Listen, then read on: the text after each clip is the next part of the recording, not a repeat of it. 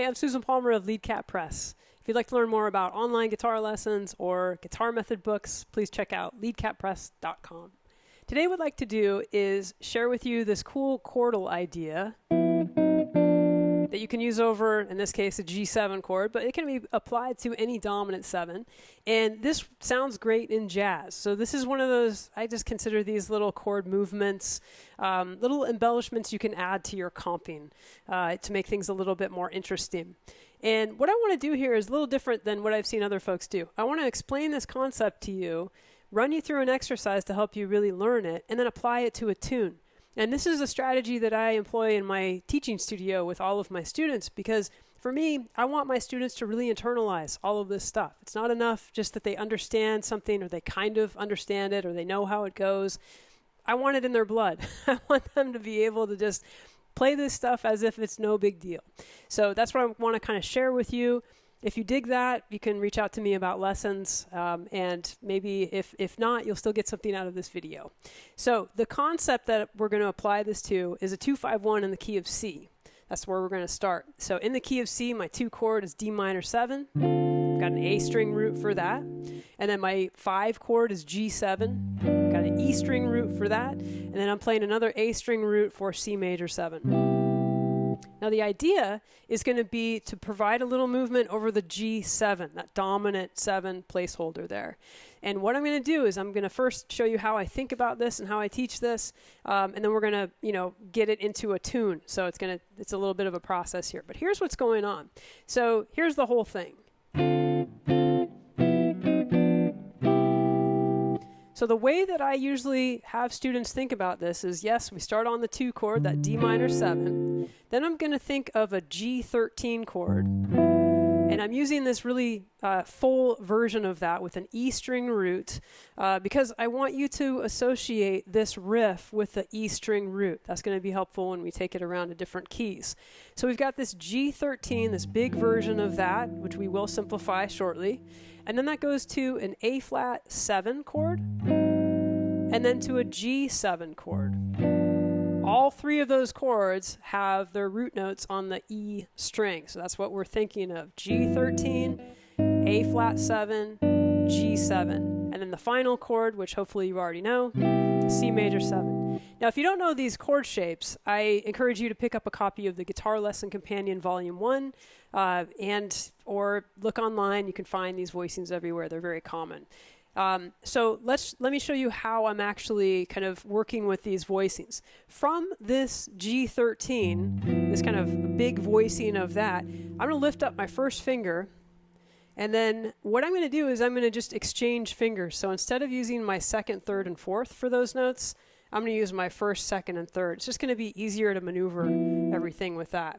From the A flat 7 chord that I'm playing, again, lift up my first finger there, and it looks, kind of like a D chord in open position. I know it's a bit of a stretch, but kind of that shape. I'm going to use that same shape with my first 3 fingers here. So I just exchanged my fingers again, just to make it a little easier to play. And then I can move that down a half step. There's my G7 chord. So I took these big voicings, G13, A flat 7, G7, and turned them into these smaller voicings. So I have G13, A flat 7, G7.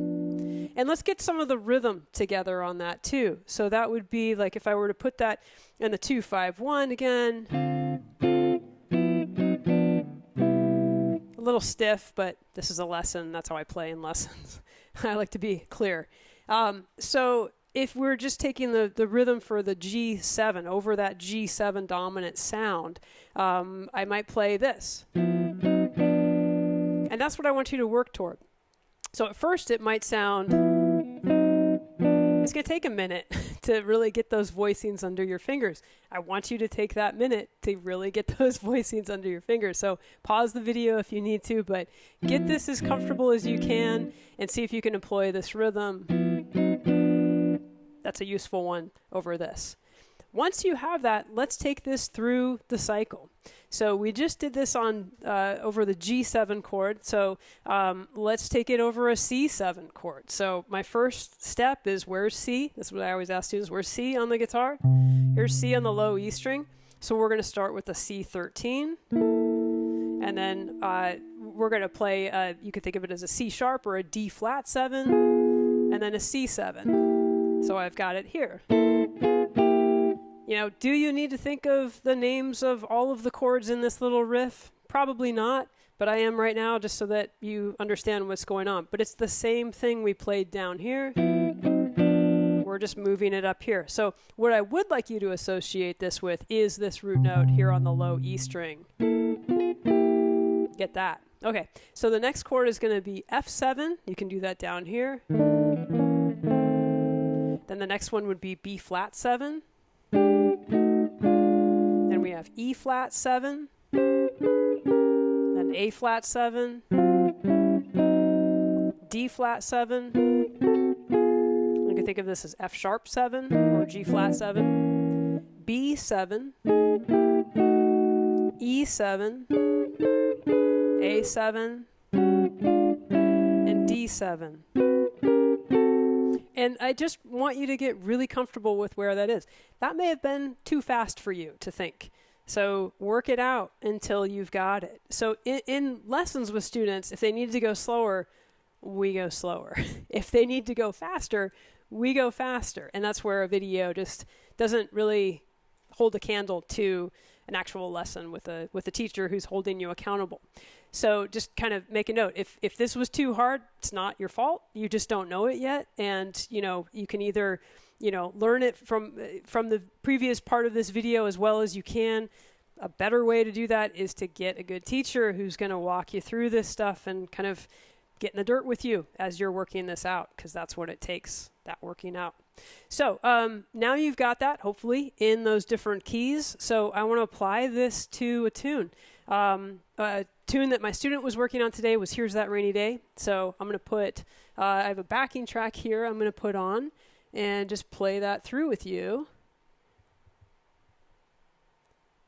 And apply it. So every time I see a dominant 7 chord, I'm going to play that little riff. So here's the A minor 7. And then here comes a quicker one. We have D minor. Kind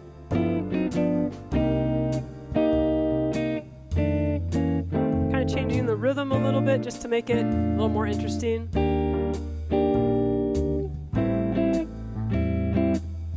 Just keeping things really simple. Of course, this might not seem simple to you at first. That's where you need a teacher to walk you through until it becomes easy. This should be just second nature.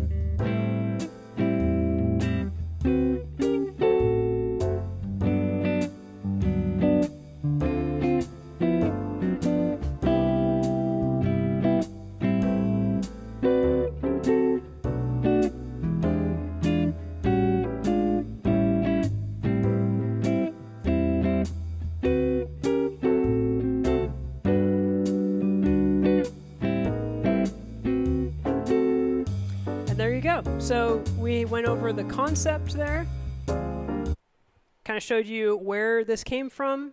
I ran you through an exercise going in the cycle of fourths and then applied it to a tune. Here's That Rainy Day. So what I want you to notice in that tune is that every time there's a dominant 7 chord, I'm running this through. And you can do this with any kind of chord exercise or lick that you're working on. Again, when you're practicing on your own, it can be really overwhelming, which is why I always do this stuff to some degree with my students during the lesson, so that when they are on their own, they've already run through it, they know the drill, they know where to kind of push themselves and where to, you know, cut themselves some slack. They know when to reach out to me for help if they're having issues with that, or what to bring up in our next lesson. So I truly believe that if we're all humans, we can do things that humans do. And this is something that humans can do. Humans can play jazz guitar. You just have to find the right system, the right exercises to help you get there. And, you know, if I'm not the right teacher for you, find somebody who is. There's a lot of us out here who do this kind of thing. This is really, really the hard work and the real work of teaching. So I wish you the best of luck. And again, thanks for watching this video.